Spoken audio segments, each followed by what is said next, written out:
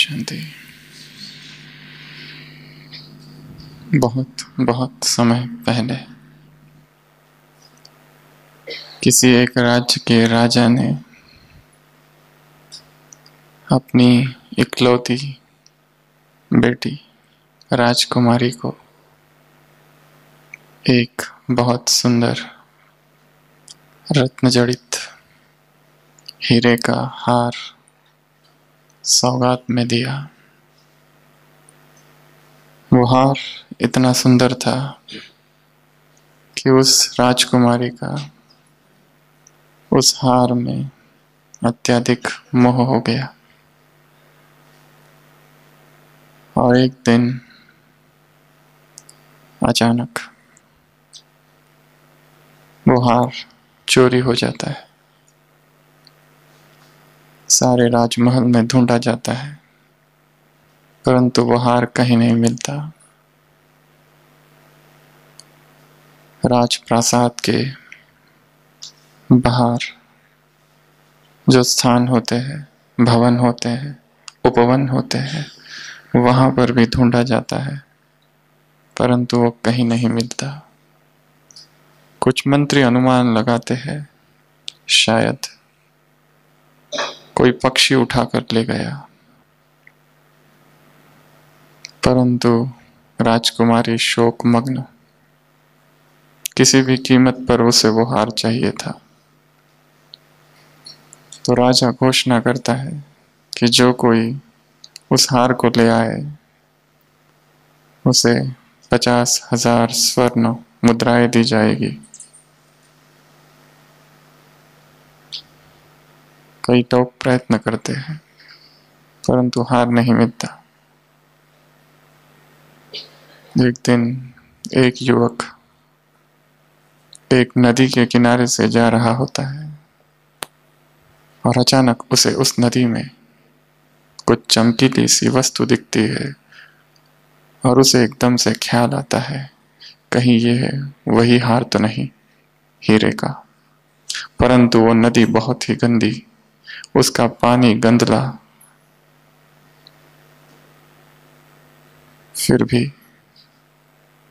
उसे ख्याल आता है 50,000 अशर्फियों का, और वो रुकता है और पानी जो कि बहुत गंदा होता है फिर भी उस गंदे पानी में हाथ डालता है। बहुत हाथ पटकने पर भी उसके पास कुछ नहीं आता। सोचता है मुझे इस पानी में ही उतरना चाहिए। तो उस गंदे पानी में वो युवक उतरता है। उसके पैर, कपड़े, हाथ सब कुछ गंदा हो जाता है। इतना धूल मिट्टी से सना हुआ वो पानी। बहुत ढूंढता है परंतु नहीं मिलता है। फिर बाहर आता है, बाहर आकर देखता है अभी भी वो वस्तु वही चमक रही है। इसका मतलब वो हार अभी भी वही है। थोड़ा सा निराश तो होता है, परंतु फिर दृढ़ संकल्प करता है और पूरा ही नदी में कूद जाता है। हाथ पैर पटकता है, उस वस्तु को पकड़ने की कोशिश करता है, परंतु वो वस्तु, वो हार उसे नहीं मिलता है। बहुत उदास और नाराज हो जाता है। वस्तु सामने दिखाई दे रही है परंतु हाथ में नहीं आ रही है। उसी समय एक सन्यासी वहां से गुजरता होता तो वो युवक सोचता है इस सन्यासी को यह बात पता ना चले, और वो सन्यासी इसे अपनी दुखद अवस्था में देखता है तो पूछता है क्या हुआ, क्या परेशानी है, क्यों इतने उदास हो। परंतु ऐसी बातें किसी से शेयर नहीं की जाती। सोचता है तो साधु, परंतु आजकल साधुओं का भी क्या भरोसा, और इसकी भी बुद्धि पलट गई तो।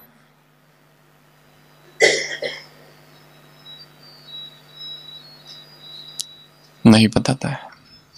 परंतु साधु फिर भी पूछता है, बताओ, मैं तुम्हारी मदद कर सकता हूं।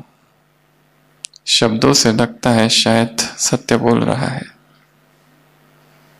युवक बहुत हिम्मत करता है और उस साधु को बताता है कि इस राज्य के राजा की बेटी का हार खो गया है और इस नदी में मुझे वो हार दिखाई दे रहा है। 3 बार मैं इस गंदी नदी में उतरा हूं, हाथ डाला, कपड़े मेरे खराब हो गए, परंतु वो हार हाथ में नहीं आता। क्या आप मेरी कोई मदद कर सकते हो? वो योगी कहता है, हाँ, क्यों नहीं। वो रहा ऊपर लटका हुआ हार, झाड़ की डाली पर। जो तुम देख रहे थे वो क्या था? प्रतिबिंब था, रिफ्लेक्शन था, असत्य था और झूठ था, परंतु यही तो तिलिस्म है, रात का तिलिस्म, जादू का खेल। जो हार ऊपर लटका है, जो नीचे दिखाई दे रहा है, मात्र प्रतिबिंब है। जिस खुशी को संसार के लोग खोज रहे हैं, वो खुशी तो ऊपर लटकी है, और जिसे वो खोज रहे हैं और जिसे वो ढूंढ रहे हैं और जिसे वो पा रहे हैं, वो भ्रम मात्र है। रुण का पानी, सुबह की साकार मुरली। खुशी है नहीं किसी के पास, क्योंकि खुशी क्या है वो उन्हें पता नहीं। तुम खुशी, तुम्हें तो खुशी तो तुमको मिली है। खजाने, वैरायटी खजाने, खान और संसार उसमें खुशी को ढूंढ रहा है जहां है नहीं। वो हार ऊपर ही लटका है, अतीन्द्रिय सुख का, और उसका प्रतिबिंब मात्र नीचे है। वो सुख ऊपर है, अतीन्द्रिय, आत्मिक, देह का सुख, आत्मिक सुख का अंश मात्र, प्रतिबिंब भी नहीं। देह कैसा है? जैसे कोई घर पुराना हो जाए तो कितनी भी मरम्मत करो, क्या है? द डेरिडिक्ट हाउस, खंडहर ही है। उसी तरह शरीर भी, जो सौंदर्य आत्मा का ऊपर लटक रहा है और नीचे जो देह है, कितना भी मलो, जैसे बर्तन मलते हैं, वैसलीन, पाउडर, सोप, क्रीम,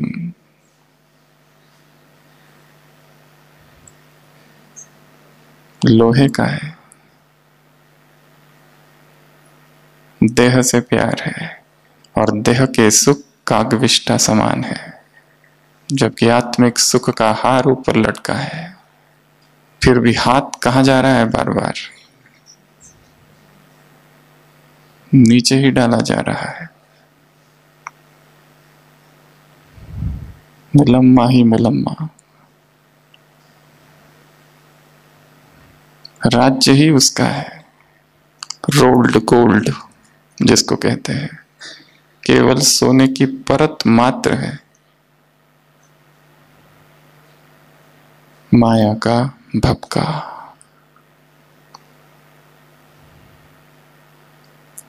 आत्मिक सुख, अतीन्द्रिय सुख, अमृत वेला ऊपर लटक रहा है,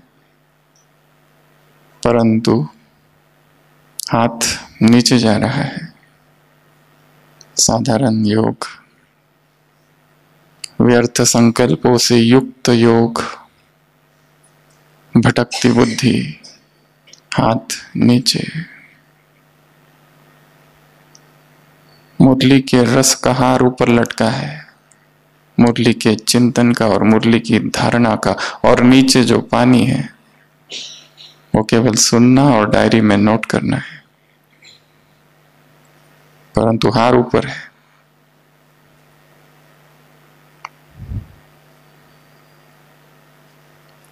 ब्रह्मा भोजन का हार भी ऊपर लटका है,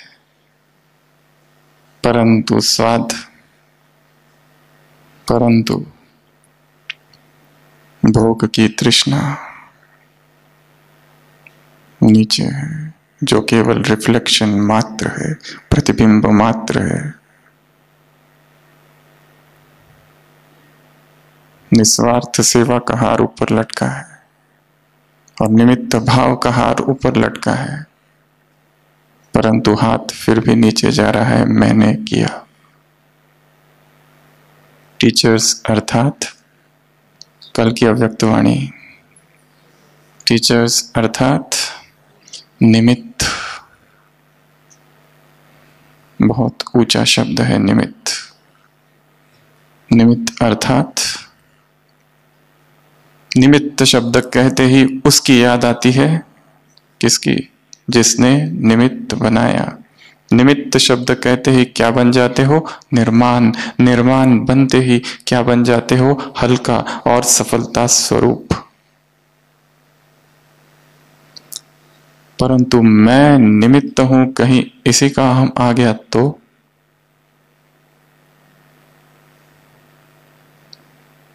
जैसे दिखाया है, 4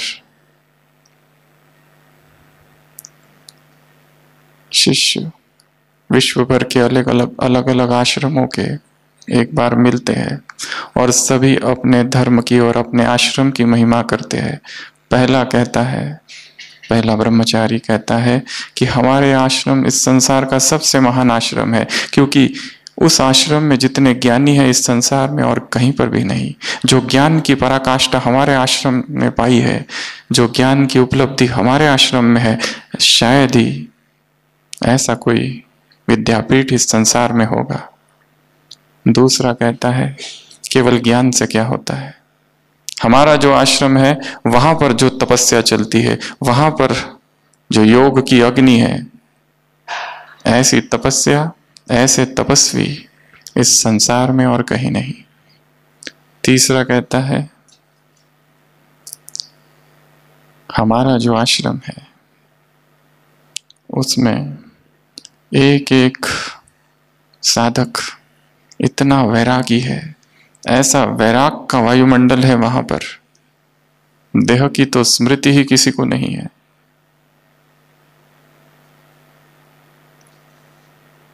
वैराग की जन्मभूमि हमारा आश्रम है।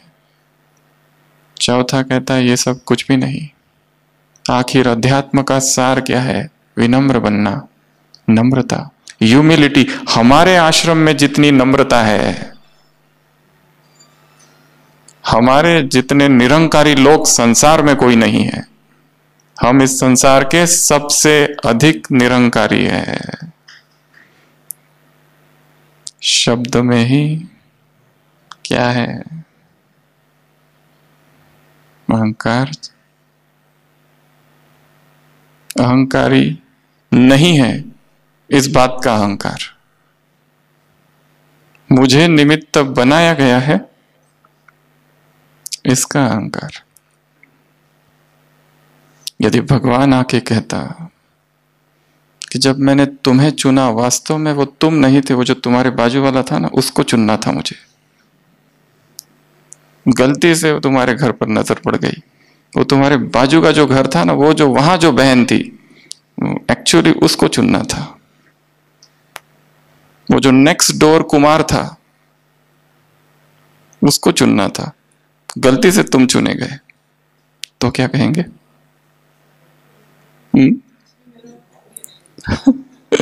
गलती पे मेरा भाग्य है। एक गुरु अपने शिष्यों से पूछता है, बताओ तुम में कौन कौन से अहंकार थे यहां आने से पहले? पहला शिष्य कहता है, यहां आपके पास, आपकी शरण में आने से पहले मुझ में ऐसा अहंकार भरा हुआ था, मैं समझता था इस संसार का सबसे हैंडसम, सुंदर मैं ही हूं। ये तो यहां आया तब मेरा अहंकार टूटा, जब जाना कि देह का सौंदर्य मिथ्या है। दूसरा कहता है, यहां आने से पहले मैं समझता था मैं बहुत ज्ञानी हूं, कितना अहंकार था मेरा, कितना घमंड था। तीसरा कहता है यहां आने से पहले मेरा ये घमंड था कि मैं सोचता था मैं दूसरों को सिखाऊंगा। यहां आने के बाद पता चला कि मुझे ही कुछ नहीं पता।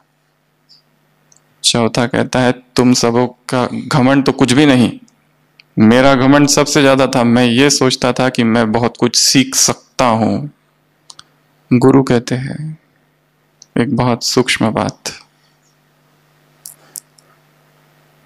तब घमंड था चौथे का कि मैं सीख सकता हूं, पर अभी ये घमंड है कि इनका जो घमंड था उनसे भी ज्यादा मेरा घमंड था। इनके घमंड से मेरा घमंड ज्यादा है, इसका घमंड अभी भी है, ये अभी भी रहा हुआ है। तो टीचर्स अर्थात निमित्त, टीचर्स अर्थात हल्के, हल्के रहने वाले और हल्के बनाने वाले। बहुत सुंदर चिंतन का विषय है जिस पर सभी लिखेंगे बाद में।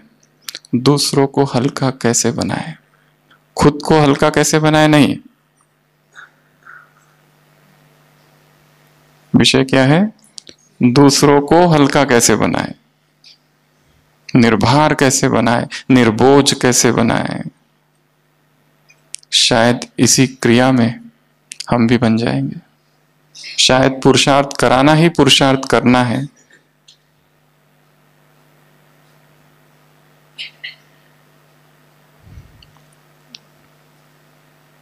तो कहां पर हाथ डाला जा रहा है और वस्तु कहां लटकी है?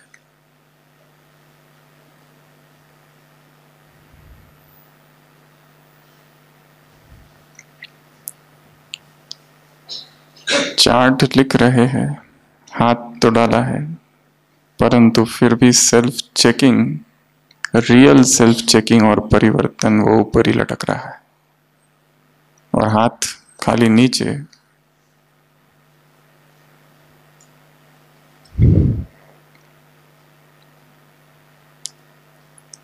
कल की अव्यक्तवाणी, क्या कहा बाबा ने? कौन किससे मिल रहा है? बागवान आया है। कहाँ आया है? रूहानी बगीचे में आया है। किसको देख रहा है? कलियों को देख रहा है, फूलों को देख रहा है, सितारों को देख रहा है। कलियां कैसी है?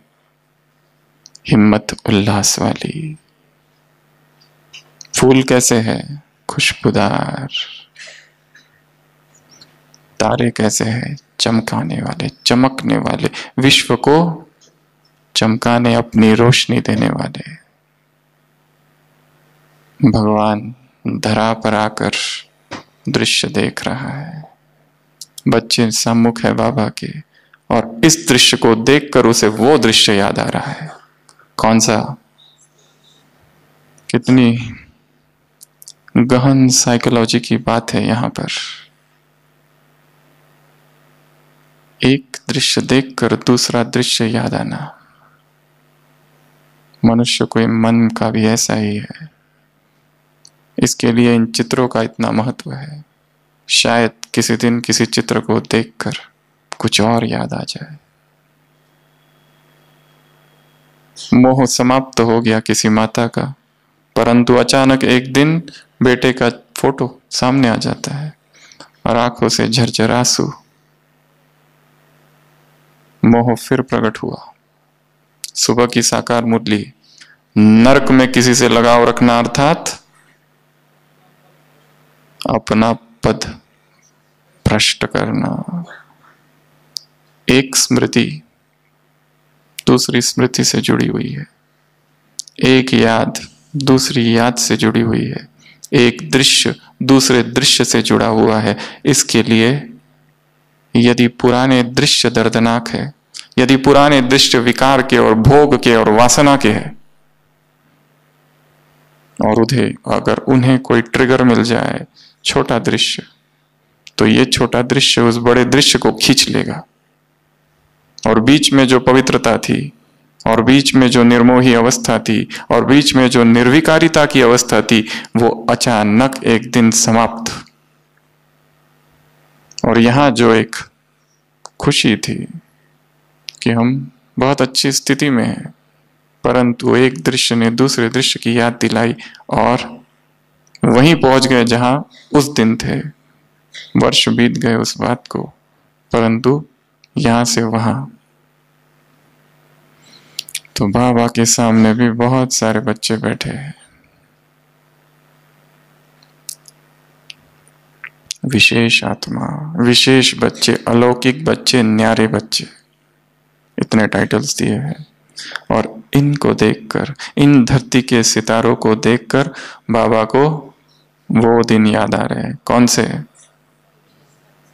यज्ञ के स्थापना के दिन, यज्ञ का बचपन में यज्ञ के बच्चे याद आ रहे हैं, जो कि अभी विश्व कल्याण के निमित्त बन चुके हैं, जो कि अभी शिव शक्ति पांडव सेना बन चुकी है, जो ऐसे थे जो काम बड़ों से हो ना सके हम छोटे कर दिखलाएंगे। मत देखो नन्ही सी काया, हिम्मत है भरी भुजाओं में, धरती आकाश बदल देंगे। ऐसा जिनका सामर्थ्य था, राज सत्ता, धर्म सत्ता, विज्ञान सत्ता, जो नहीं कर सकती थी और करना चाहती थी, जो इन्होंने कर दिखाया। और जिनका परिणाम ये सारी दीपमालाएं है जो बाप के गले का हार बनी है। ये दृश्य देखकर बाबा को वो दृश्य याद आया। तो इस मुरली में बाबा ने छोटे बच्चों से बात की है। क्या कहा है उनसे? क्या कहा? एक पिता अपने बच्चों से क्या कहता है? क्या कहता है या क्या कहना चाहिए? ये पत्र हमें हमेशा याद आता है। ये पत्र लिखा एक पिता ने अपने बेटे के स्कूल के प्रिंसिपल को, प्राध्यापक जो भी वहां पे प्रमुख होंगे उनको। इब्राहिम लिंकन का लिखा हुआ ये खत इस संसार में ऑलमोस्ट जितनी लाइब्रेरी होगी, ग्रंथालय, हर जगह पर टाइप करके ये लटकाया हुआ है। वो लिखते हैं अपने बेटे के शिक्षक से कि सम्माननीय महोदय, मैं जानता हूं कि इस दुनिया में सारे लोग अच्छे और सच्चे नहीं हैं। यह बात मेरे बेटे को भी सिखानी होगी, पर मैं चाहता हूं कि आप उसे यह बताएं कि हर बुरे आदमी के पास भी अच्छा हृदय होता है, हर स्वार्थी नेता के अंदर अच्छा लीडर बनने की क्षमता होती है। मैं चाहता हूं कि आप उसे सिखाएं कि हर दुश्मन के अंदर एक दोस्त बनने की संभावना भी होती है। ये बातें सीखने में उसे समय लगेगा, मैं जानता हूं, पर आप उसे सिखाएं कि मेहनत से कमाया गया 1 रुपया सड़क पर मिलने वाले 5 रुपए के नोट से ज्यादा कीमती होता है। आप उसे बताएंगे कि दूसरे से जलन की भावना अपने मन में ना आए। साथ ही यह भी खुलकर हंसते हुए शालीनता बरतना कितना जरूरी है। मुझे उम्मीद है कि आप उसे बता पाएंगे कि दूसरों को धमकाना और डराना कोई अच्छी बात नहीं है। यह काम करने से उसे दूर रहना चाहिए। आप उसे किताबें पढ़ने के लिए कहेंगे ही, पर साथ ही उसे आकाश में उड़ते पंछियों को, धूप में हरे भरे मैदानों में खिले फूलों पर मंडराती तितलियों को निहारने की याद भी दिलाते रहेंगे। मैं समझता हूं कि ये बातें उसके लिए ज्यादा काम की है।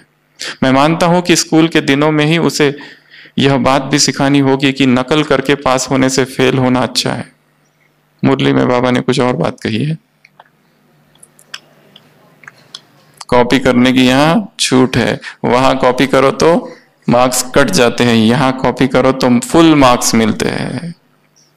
कॉपी करना, कुमार अर्थात फॉलो फादर करने वाले। हिंदी में 3 बड़े सुंदर शब्द है, अनुकरण, अनुसरण, अनुगमन। तीनों में अंतर है, अनुकरण, अनुसरण, अनुगमन।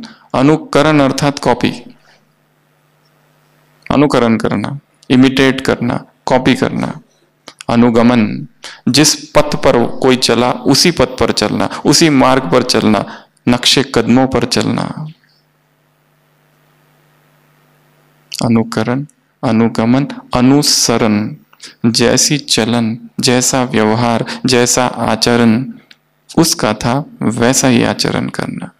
तो जब भी फॉलो फादर शब्द आए, ये तीनों शब्द मन में लाने हैं कि हमें उसी पथ पर भी चलना है, चलन को भी जीवन में धारण करनी है और उसी मार्ग पर और इमिटेट भी करना है। मैं मानता हूं कि स्कूलों के दिनों में उसे यह बात भी सीखनी होगी कि नकल कर कर पास होने से फेल होना अच्छा है। किसी बात पर चाहे दूसरे उसे गलत कहे, पर अपनी सच्ची बात पर कायम रखने का हुनर उसमें होना चाहिए। दूसरों की सारी बातें सुनने के बाद उसमें से काम की चीजों का चुनाव उसे इन्हीं दिनों में सीखना होगा। आप उसे बताना मत भूलिएगा कि उदासी को किस तरह प्रसन्नता में बदला जा सकता है, और उसे यह भी बतलाइए कि जब कभी रोने का मन करे तो रोने में शर्म बिल्कुल ना करे। मैं सोचता हूं कि उसे खुद पर विश्वास होना चाहिए और दूसरों पर भी, तभी तो वह एक सच्चा इंसान बन पाएगा। ये बातें बड़ी है और लंबी भी, पर आप इनमें से जितना भी उसे बता पाए उतना उसके लिए अच्छा होगा। फिर अभी मेरा बेटा बहुत छोटा है और बहुत प्यारा है, and he is my little boy. आपका अपना इब्राहिम लिंकन, 16वां प्रधानमंत्री, अमेरिका का राष्ट्रपति 16वां, उसका लिखा हुआ ये खत है। एक पिता अपने बच्चों के विषय में क्या क्या सोचता है उसकी झलक इस पत्र में है। बाबा क्या क्या कह रहे हैं, क्या क्या उम्मीदें हैं, छोटे छोटे बच्चों से क्या कह रहे हैं कि एक एक बच्चा क्या बन जाए, योगी बन जाए, क्या स्मृति रखे महान आत्मा हूं, क्या करे सारे विश्व को बाप का परिचय दे, बाप के वर्षे का अधिकारी बनाए। छोटे छोटे बच्चों को बाबा कैसी महान शिक्षाएं दे रहे, बीज डाला जा रहा है मन की भूमि पर। तुम श्रेष्ठ हो, तुम महान हो, चंचलता नहीं योगी, तुम्हारी बैठक, तुम्हारी चलन, तुम्हारी सीरत, तुम्हारी सूरत ऐसी होनी चाहिए। संग के रंग में नहीं रंग जाना, याद रखना कौन हो। योगी के लक्षण सुनाए कि जब कोई बड़ा आदमी यदि तुम्हें देखे तो तुम्हारी शांत स्वरूप को देखकर वो भी शांति का अनुभव करे। ये योगी के लक्षण है। भगवान चाहता है, इसमें बहुत खुशी नहीं है कि कोई ये कहे तुम्हारी बुद्धि बहुत अच्छी है, नहीं। अगर ये कोई सर्टिफिकेट दे, हाँ ये बहुत योगी है।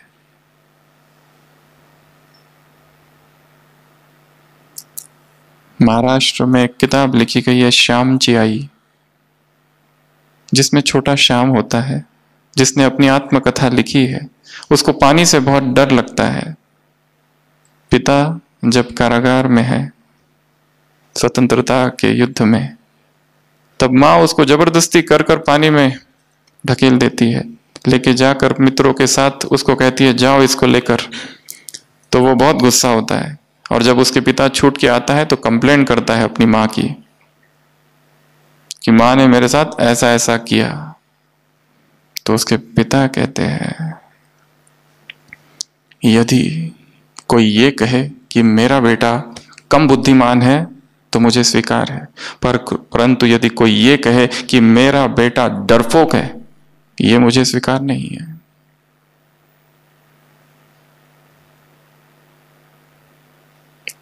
कौन से संस्कार हम उनमें डाल रहे हैं?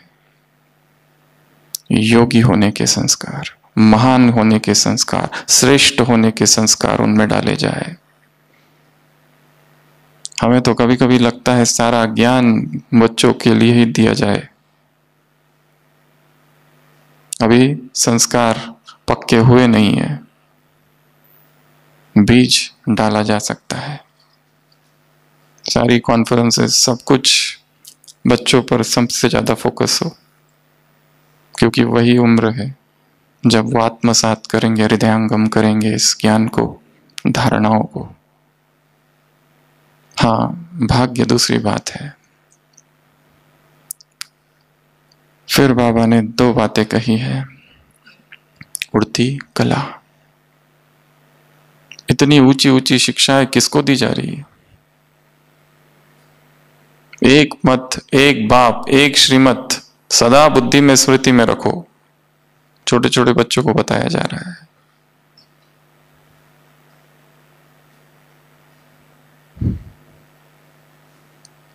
उड़ती कला में जाने का आधार क्या बताया?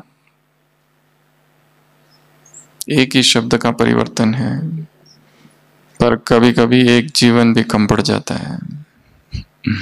एक ही शब्द का परिवर्तन है। कौन सा? मेरा को तेरा। ये बात हम सभी जानते हैं, परंतु कैसे करें, ये बहुत बड़ा प्रश्न है। जहां जहां मेरा आ रहा है वहां वहां तेरा कर देना, ये सरेंडर की सबसे बड़ी परिभाषा है। उसमें फिर ये भी नहीं रहता है कि ये मैं कह रहा हूं कि ये मेरा है और ये अब उसका है। ये मैं भी हट जाए, मैं का विलीन हो जाना ही समर्पण है।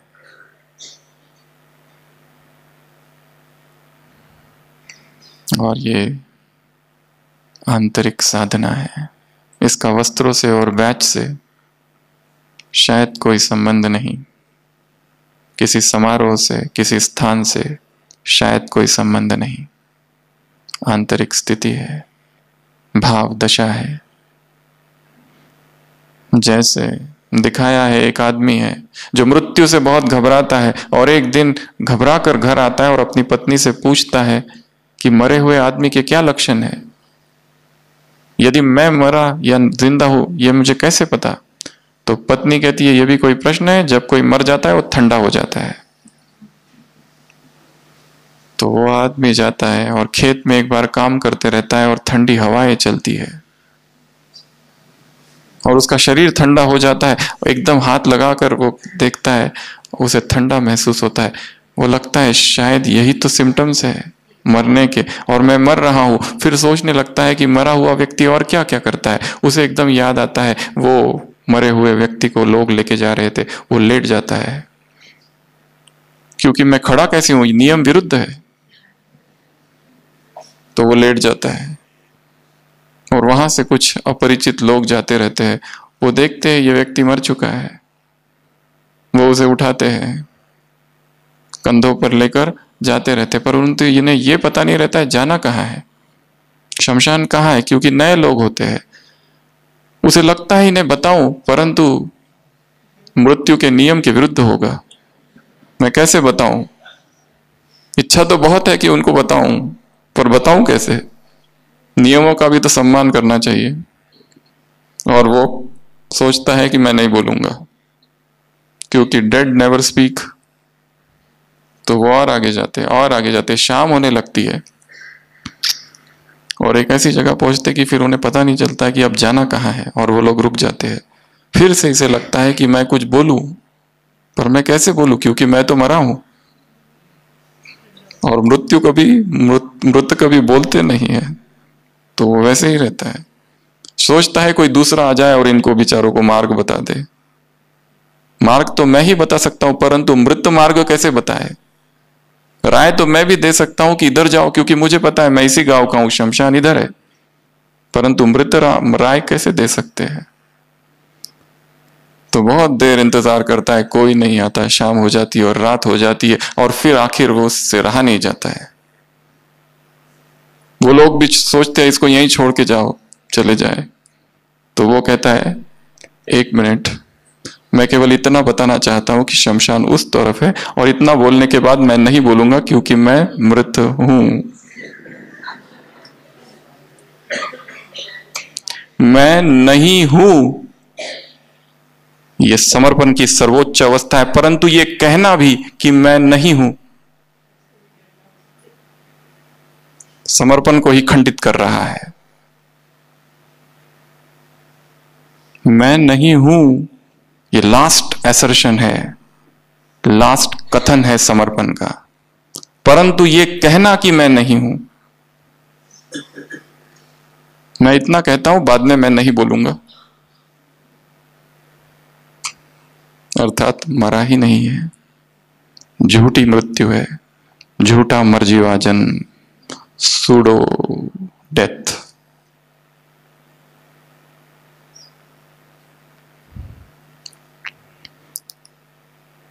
उड़ती कला का आधार एक ही शब्द का परिवर्तन है, जो इधर है वो उधर कर देना, और जो कर देगा उसे ये कहने की भी आवश्यकता नहीं।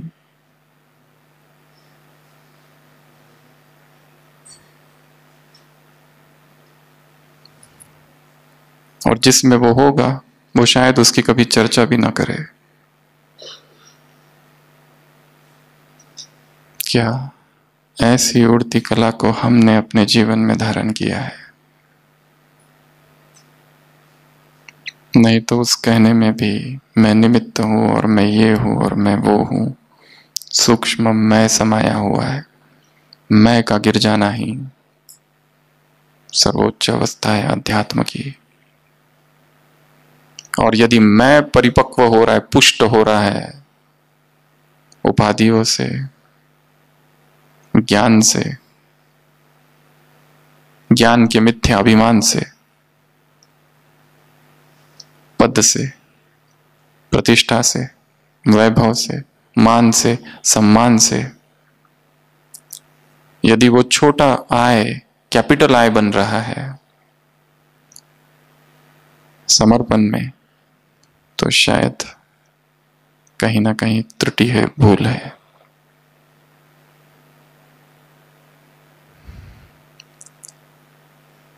तो मेरे को तेरा कर दोगे तो हल्का हो जाओगे। बोझ का कारण ही ये मैं है। मैं मुरली में आया था, मेरा बच्चा ज्ञान में नहीं चलता, उसकी बुद्धि का ताला खोलो। कभी किसी ने आज तक ये नहीं कहा कि मेरे गांव के और मेरे देश की बुद्धि का ताला खोलो। आरोप किया है भगवान ने, ऐसा किसी माता ने आज तक नहीं कहा। मेरा बेटा बीमार है, उसकी बीमारी ठीक हो जाए, उसको जॉब नहीं है, उसको जॉब लग जाए, वो इंटरव्यू में पास हो जाए। मैं ही पुष्ट हो रहा है सब जगह। उड़ती कला का आधार एक शब्द का रूपांतरण, मैं को तेरा, तू कर देना, मेरे को तेरा कर देना।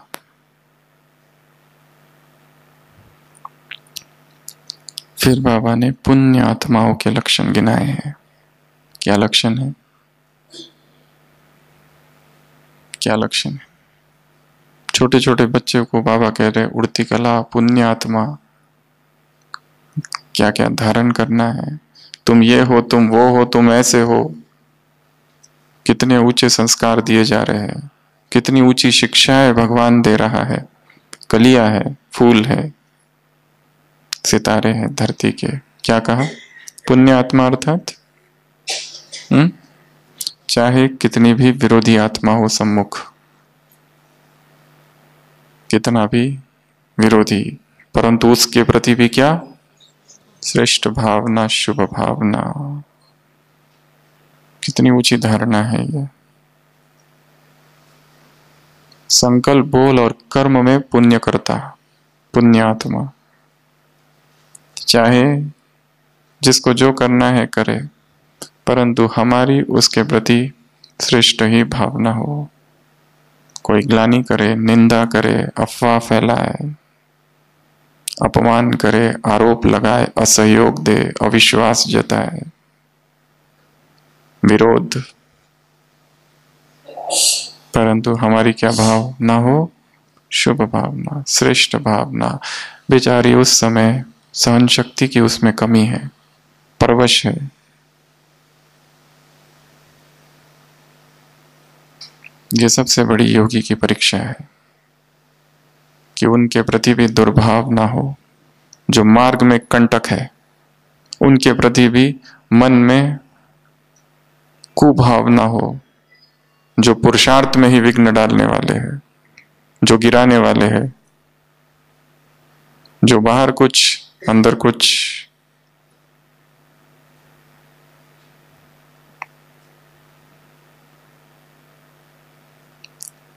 महाराष्ट्र में एक दूसरे संत कवि हुए थे, संत ज्ञानेश्वर। उनके जीवन में जब वो बहुत छोटे थे और उनके माता और पिता ने देहांत प्रायश्चित कर लिया था, क्योंकि पिता पहले सन्यासी, गृहस्थ, फिर सन्यासी, फिर गृहस्थ, लोगों ने बहिष्कार किया, माता पिता चले गए, परंतु उन गांव के लोगों ने अंतिम श्वास तक निंदा की, ग्लानि की, सताया। परंतु उदाहरण है उनके जीवन का कि किसी एक के प्रति भी कभी भी दुर्भाव या कुशब्द उनके मुख से नहीं निकले। जिसने सबसे ज्यादा ग्लानि की, ऐसा एक व्यक्ति उस गांव में था। उसको भी वो जब अंत में शरण भी आया तो उसे ये भी नहीं बताया कि तुमने इतना मेरे साथ दुर्व्यवहार किया। जैसे ऐसे बिहेव किया कि जैसे कुछ हुआ ही नहीं।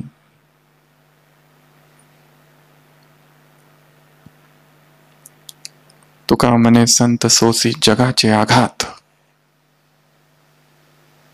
जो संसार के आघात को समाधान से सहन कर ले वह योगी है। तो पुण्य आत्मा बनना और पुण्य आत्मा बनाना, पुण्य आत्मा अर्थात संकल्प में भी क्या विकारों के वश नहीं, संकल्प में भी हर समय पुण्य कर रहे हो। संकल्प से पुण्य करना ये एक विषय है चिंतन का।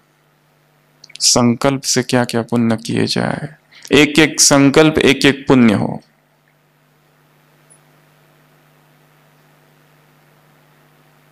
सारे दिन भर कितने संकल्प चल रहे हैं, कितने पाप हो रहे हैं और कितने पुण्य हो रहे हैं। कैसे संकल्प है दूसरों के विषय में, विशेषतः उन आत्माओं के विषय में जो बंधन का कारण है, दुख का कारण है। बाबा तो कहते हैं उनको ये भी नहीं समझो कि ये हमें दुख दे रहे हैं, सब निर्दोष है, हिसाब चुकतू हो रहे हैं।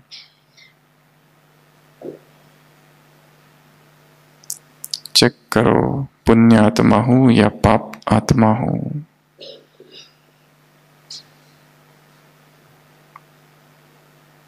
अंग्रेजी में एक कहावत है, if you want to shine like the sun you must first burn like the सन।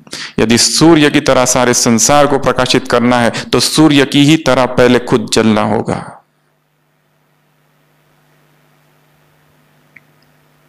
समाधान से दुख को सहन करना ही तपश्चर्या का एक स्वरूप है। यह भी तपश्चर्या है।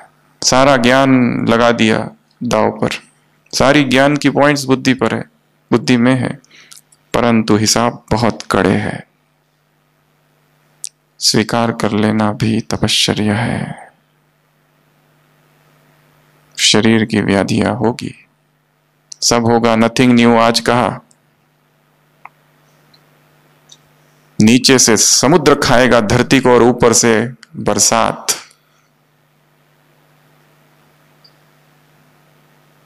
परंतु तुम्हारे लिए नथिंग न्यू। वो बीमारी इसमें होगी जो हमने सोची नहीं थी, ऐसी ऐसी हलचल होगी जो हम चाहते नहीं थे, परंतु जीवन में कभी कभी स्वीकार करना बहुत आराम देता है। एक है संघर्ष करते रहना, एक है स्वीकार कर लेना। यह है प्रेम से स्वीकार करना परिस्थिति को। यह भी तपश्चर्या है। तो पुण्य आत्माओं के लक्षण सबको आनंदमयी अनुभूति कराए, सुख की अनुभूति, खुशी की अनुभूति कराए, आनंदमय रूहानी जीवन की अनुभूति कराए, अर्थात पुण्यात्मा। तो मैंने कितनी अनुभूति की है। ऊपर का हार देख रहा हूं या नीचे गंदे पानी में, बार बार पूछना है स्वयं से। कुमारों से मुलाकात की बाबा ने। क्या कहा कुमारों से? कुमार अर्थात बाप समान। Follow father. फॉलो फादर की 3 बातें बताई, अनुसरण, अनुगमन, अनुकरण, तीनों ही करना। जो संकल्प उसके वो हमारे, जो बोल उसके वो हमारे, जो संस्कार उसके वो हमारे। समानता ही समीपता की निशानी है। समान बनाते जाना। समान बनाने की इस प्रक्रिया में सहन बहुत करना है, और जो जितना अधिक सहन करेगा उतनी वह शक्ति अंदर जमा होगी, सहन करने की शक्ति, ऊर्जा। कुमार अर्थात सदैव छत्र छाया में रहने वाले। कुमार अर्थात जिनके पास नक्शा है, कौन सा? विघ्न विनाशक का, निर्विघ्न बनने का, वायुमंडल को भी निर्विघ्न बनाने का। कुमार अर्थात आज्ञाकारी, वफादार।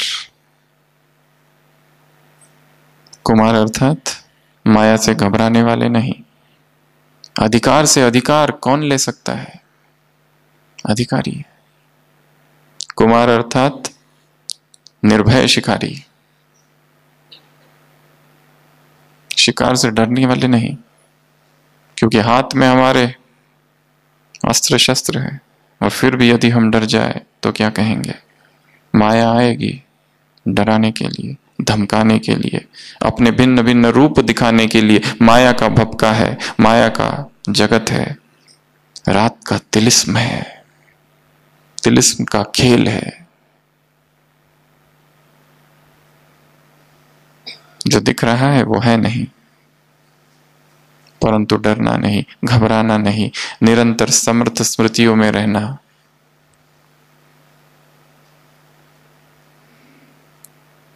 एक की याद में रहना। भगवान ने सर्टिफिकेट दिया है, किसी मनुष्य ने नहीं, कि तुम ये हो। हमें स्टेज पे बुलाया जा रहा है और कोई हमें सर्टिफिकेट दे, कितनी खुशी होती है। और सर्टिफिकेट में लिखा है ये बातें, तुम बाप समान हो, तुम छत्र छाया में हो, तुम विघ्न विनाशक हो, तुम वफादार हो, फरमान बरदार हो।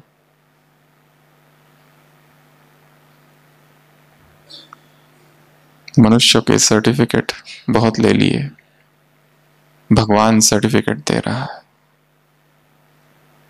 जैसे बताया संत ज्ञानेश्वर का, उनको लोग स्वीकार नहीं करते, कहते जाओ पैठन में और प्यूरिटी का सर्टिफिकेट लेके आओ, शुद्धि पत्र।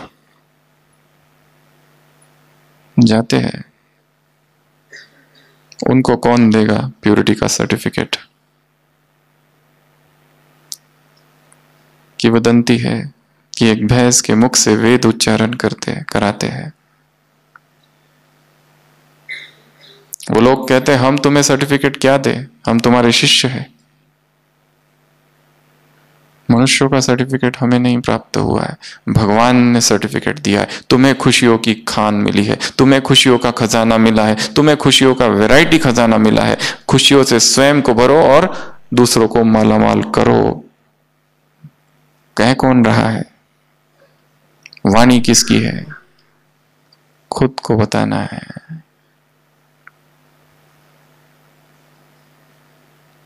एक लोमड़ी एक बार, बड़ी हंसी की कहानी है, एक खरगोश को पकड़ लेती है और कहती है मैं तुम्हें खा जाऊंगी।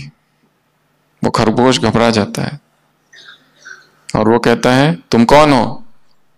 लोमड़ी कहती है तुम्हें पता नहीं मैं लोमड़ी हूं। खरगोश कहता है मुझे सर्टिफिकेट दिखाओ, तभी मानूंगा तुम लोमड़ी हो। लोमड़ी कहती है आज तक किसी खरगोश ने मुझे सर्टिफिकेट नहीं मांगा, अभी लेके आता हूं। तो खरगोश जाता है भागता भागता हुआ शेर के पास और शेर को कहता है मुझे सर्टिफिकेट दो कि मैं लोमड़ी हूं। तो शेर उसको सर्टिफिकेट देता है, to whomsoever it may concern, certified that you are fox. और वो सर्टिफिकेट लेके खुशी खुशी से आता है। तो देखता है तब तक तो खरगोश भाग चुका है। फिर से वापस दोबारा शेर के पास पहुंचता है, देखता है एक दूसरा दृश्य, शेर ने एक हिरन को पकड़ रखा है और वह हिरन कहता है मैं कैसे मानूं। शेर को कहता है कि तुम शेर हो। शेर कहता है जब मैं भूखा हूं तो मुझे कोई परवाह नहीं, मुझे कोई देने की जरूरत नहीं है तुम्हें सर्टिफिकेट। हाँ, जब मैं भूखा नहीं हूं तब मुझे कोई परवाह नहीं, भूखा नहीं हूं तो परवाह नहीं, और जब भूखा हूं तो आवश्यकता नहीं तुम्हें सर्टिफिकेट दिखाने की। तो लोमड़ी पूछती है शेर से कि आपने ये मुझे पहले क्यों नहीं बताया, ऐसा करना चाहिए। शेर पूछता है, कहता है मुझे तुमने ये पहले क्यों नहीं बताया कि तुम्हें खरगोश ने सर्टिफिकेट मांगा था, मुझे लगा मनुष्यों ने मांगा था, क्योंकि ये आदत मनुष्यों की है, ये तो जानवरों ने सीखी है ये आदत। सर्टिफिकेट दिखाओ, कहीं पर भी जाओ जॉब के लिए तो सर्टिफिकेट मांगते हैं, क्रेडेंशियल्स है तो लेंगे, नहीं है तो जाओ। हमें किसने सर्टिफिकेट दिया है? स्वयं भगवान बैठ सर्टिफिकेट दे रहा है। तो ऐसा नशा स्वयं को चढ़ाना है, स्वयं के अंदर भरना है। तो बाबा ने कुमारों से बात की, टीचर्स से बात की और बच्चों से बात की, और तीनों को ही अलग अलग रीति से शक्ति से भरा। सेवा लॉटरी है एक जगह कहा। भगवान कैसा मास्टर टीचर है, वंडरफुल टीचर, जो जैसा आएगा उसको वैसे ही पढ़ाता है, सिखाता है, समझाता है। ऐसा वंडरफुल टीचर है वो। और जो बातें उसने उस बचपन की कही दादियों की, ये मुरली 80s की है। उसे ये भी पता था कि जो बच्चे अभी बैठे हैं वो यहां से जाने के बाद कितनी बड़ी बड़ी सेवाएं और महान सेवाएं करने वाली है, और वो सारी बहनें आज कर रही है। वो सारे कुमार जो छोटे थे, न मालूम उन्होंने कितनी बड़ी बड़ी विशाल सेवाएं की, संसार में हजारों लाखों को का कल्याण किया। उस दृष्टि से भी बाबा देख रहे, उनको उदाहरण दे रहे हैं उसका, यज्ञ के इतिहास का, ताकि उनमें शक्ति भर जाए और वो भी वो करे जो उन्होंने किया था, आदि रत्नों ने। तो ऐसा भगवान एक मास्टर टीचर है। ऐसे सारी मुरली रिवाइज करनी है याद प्यार में। कैसे कैसे ऐसे ऐसे एक शब्द का परिवर्तन करने वाले उड़ती कला में जाने वाली आत्माओं को, ऐसे हर संकल्प में पुण्य आत्मा बनने वाली आत्माओं को, ऐसे विशेष दाता, जैसे वो नामी ग्रामी लोग दान करते हैं, तुम्हें भी दान करना है। दूसरे हमारी प्रशंसा करें फिर हम पुण्यों की पूंजी दे, नहीं। निरंतर दाता के बच्चे, दान करने वाले विशेष आत्माओं को, ऐसे सदा खुशनुमा आत्माओं को, ऐसे लकी सितारों को, धरती के सितारों को, दुनिया को, विश्व को नई रोशनी देने वाली आत्माओं को, ऐसे खुशबूदार फूलों को, ऐसे कौन सी कलियां, भविष्य की तकदीर की तस्वीर, विश्व नवनिर्माण का काम करने वाली हिम्मत उल्लास वाली कलियों को, ऐसे मेरा सो मेरा तेरा करने वाली आत्माओं को, ऐसे योगी आत्माओं को, श्रेष्ठ आत्माओं को, सहज योगी आत्माओं को, ऐसे और कैसे स्वतंत्र आत्माओं को। कुमारों को क्या कहा? निरंतर बाप की छत्र छाया में रहने वाले विघ्न विनाशक का नक्शा, डबल लाइट आत्माओं को, हल्के रहने वाली आत्माओं को, सेवा का एक ही लक्ष्य है हल्का रहना और हल्का दूसरों को करने वाली आत्माओं को, ऐसे निमित्त आत्माओं को, निर्माण आत्माओं को, आज्ञाकारी वफादार आत्माओं को बाप दादा का याद प्यार, गुड नाइट और नमस्ते। हम रूहानी बच्चों की रूहानी बाप दादा को याद, प्यार, गुड नाइट और नमस्ते। ओम शांति।